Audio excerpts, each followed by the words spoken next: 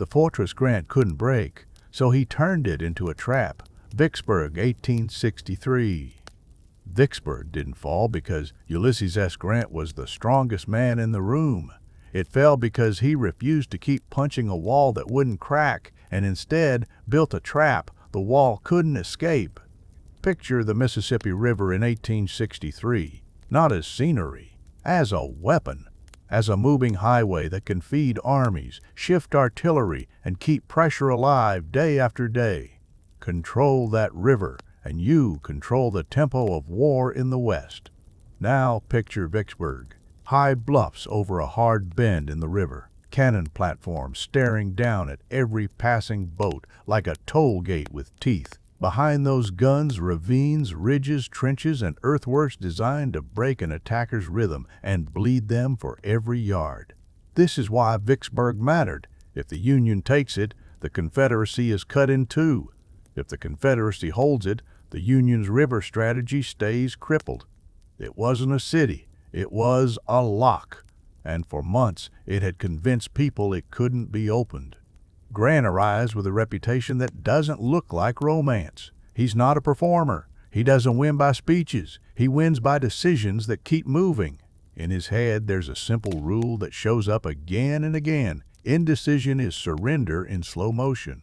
He can be corrected by the battlefield, but he won't hide inside uncertainty. That trait makes him dangerous, and it also makes him controversial, because from the outside, calm commitment can look like recklessness, especially when the plan isn't safe.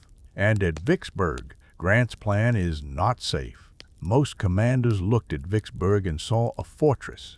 Grant looked at it and saw a system: guns, geography, supply, and coordination.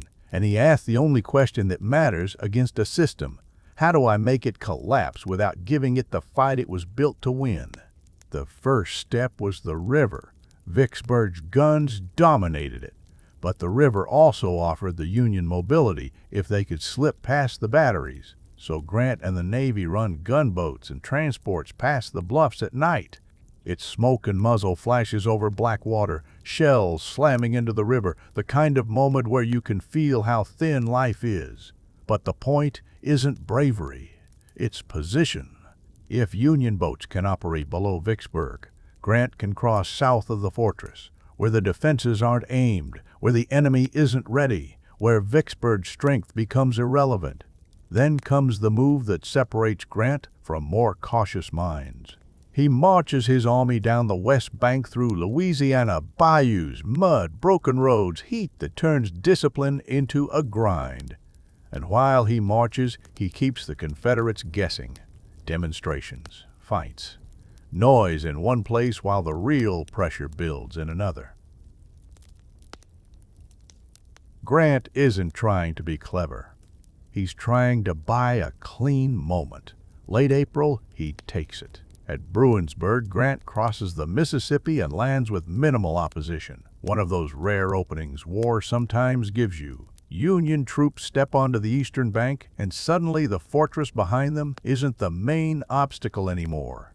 It's a threat hanging over their shoulder. This is where most commanders would pause. They would build a tidy base, fortify, protect the supply line, wait for perfect conditions. Grant does the opposite because he understands what the enemy's real counterpunch looks like. Confederate forces in the region aren't a single fist. They're two fists that can become one if given time. John C. Pemberton commands Vicksburg's garrison. Joseph E. Johnston exists as a potential relief commander. If those forces coordinate and combine, Grant could be outnumbered and crushed with a river at his back. So Grant makes a choice that feels like walking a tightrope on purpose. He prioritizes speed and disruption over comfort. He keeps his logistics flexible and pushes inland fast, living off the land where possible and refusing to sit still long enough for Confederate coordination to solidify. In Grant's mind, it's a brutal equation. If I pause, they unite. If they unite, I'm in danger.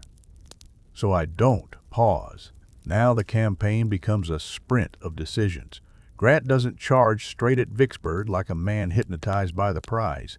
He attacks the enemy's ability to function, rail lines, communications, crossroads, anything that lets separate Confederate forces behave like one force. He drives toward Jackson, Mississippi, because Jackson isn't just a city, it's connective tissue. Break the nerve, and the limbs stop responding together. He strikes Jackson, disrupts it, and pivots west again before the enemy can reset the board. It's not one dramatic battle that wins this stage. It's the tempo. It's the sequence. Grant keeps forcing the Confederates to answer questions late, and when your answers come late in war, they come wrong. By mid-May, Pemberton is pushed back into Vicksburg's defenses. From the Confederate perspective, that seems like safety. The fortress is strong. The earthworks are deep. The terrain is murderous for attackers. The bluffs dominate the river. It's a place built to survive. But Grant sees the hidden weakness. A fortress is only a fortress if it can breathe. It needs supplies. It needs reinforcement. It needs communication with the outside world. It needs the option to leave. If you conceal it, it stops being a shield. It becomes a cage. Union forces converge around Vicksburg. And now Grant faces the most seductive lie in warfare: momentum. Everything has worked. The enemy has been pushed back. The fortress is in front of him. Washington wants results. The public wants a victory. His army has marched and fought hard to reach this moment. Momentum whispers, one more push, break it now. So Grant tries. He orders assaults, the first on May 19, then a larger, bloodier attempt on May 22. Union troops surged through ravines and broken ground into fields of fire designed to punish them. The defenses hold. The wall doesn't blink. This is the moment that destroys commanders, because now ego is on the table. When your first answer fails, do you adapt? Or do you keep forcing the same method because admitting the truth feels like weakness? Grant chooses adaptation. He stops trying to kick down the door. He commits to a siege. That decision sounds less heroic than a storming victory. But it's the decision that wins the campaign. Because a siege is not a single punch. It's a machine that turns time into collapse. And it demands discipline. A siege can rot an army if the commander can't keep purpose alive. It's heat, sickness, digging, routine danger, and slow progress. It's victory measured in yards and days instead of cheers. Grant must solve two problems at once. First, starvation math. He must strangle Vicksburg without strangling himself.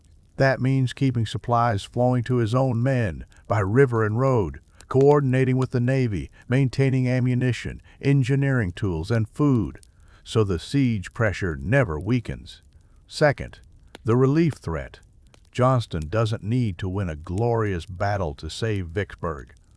He only needs to disrupt the siege long enough for supplies and hope to return. Grant screens roads, positions, forces outward, blocks approaches, and keeps the siege from becoming one fragile ring that can be snapped. This is where Grant's personality becomes a weapon. He isn't hungry for a cinematic moment. He's building inevitability. The trenches creep closer. The artillery pounds. The ring tightens. The fortress that once controlled the river now sits cut off from the river's meaning. Its guns can still fire, but the world outside is no longer responding to them. Vicksburg is powerful, yet powerless. And inside Vicksburg, time becomes the enemy. No one can shoot.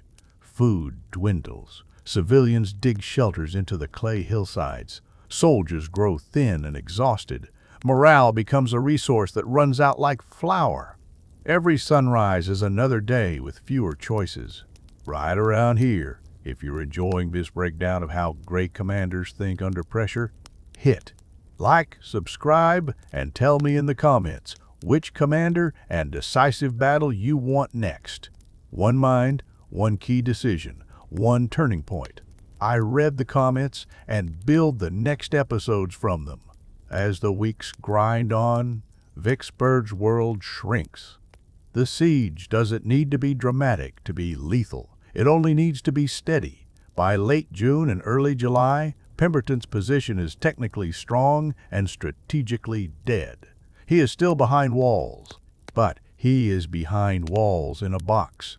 On July 3, he reaches out about surrender. Now comes one more Grant decision that shows how he thinks. Grant could have demanded harsh terms to make a statement. He could have turned victory into a headline. But he thinks like a campaign commander, not a speechwriter. If he takes tens of thousands of prisoners, he must feed them, guard them, transport them. That's time and logistics, exactly the things he's been using as weapons. He doesn't want victory that becomes a burden. So he offers practical terms designed to end resistance fast and free his force for the next move. On July 4, 1863, Vicksburg surrenders, and with that, the war's geometry changes. The Mississippi becomes a Union highway. The Confederacy is effectively split. Regions are isolated. Reinforcement becomes harder. A single fortress falling doesn't just remove a dot on the map, it rewires the map. So what made Grant great here? Not perfection. He misjudged the fortress and paid for it in the assaults. Greatness was refusing to be trapped by being wrong. He didn't throw men at the wall to rescue pride. He treated failure as information. He changed the method. Then he executed the method that would work. Patiently, relentlessly, without needing applause. That's command under pressure, choosing what works, not what looks heroic. A fortress is supposed to protect you by narrowing the ways an enemy can reach you. Grant made Vicksburg protect its defenders by narrowing the ways they could escape. He didn't just take a city, he opened a river. He split an enemy system. He proved that inevitability, properly engineered, can be stronger than any cannon. In this series, we study commanders at their most revealing moments, when the battlefield refuses their first plan, when pressure rises, when ego tempts them to double down. Because the real question isn't, can they win a fight? The real question is, can they end the argument? On the map, in the enemy's mind, and in the system underneath it. At Vicksburg, Grant did exactly that.